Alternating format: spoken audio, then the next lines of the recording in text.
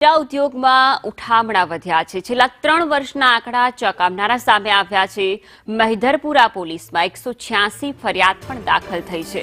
Diamond એસોસિએશનમાં 24 ઉઠામણાની ફરિયાદ થઈ છે। બેલ્જિયમ અને હોંગકોંગમાં એક ફરિયાદ થઈ છે। 3 વર્ષમાં ઉઠામણાના કેસમાં વધારો નોંધાયો છે। 3 વર્ષમાં સૌથી વધુ કેસ 87 વર્ષ 2024માં નોંધાયા। 210 વેપારીઓ દ્વારા ઉઠામણામાં 300 કરોડ રૂપિયા પણ ફસાયા છે। અને ખૂબ નાની મોટી રકમોની અંદર લોકોએ ચૂકવણા બેંકમાં એનપીએ થયેલા છે અને આ બધી અસરો આ 3 વર્ષની મંદીના કારણે આ ઇન્ડસ્ટ્રીની અંદર આવા પ્રોબ્લેમ ચોક્કસ ક્રિએટ થતા હોય છે।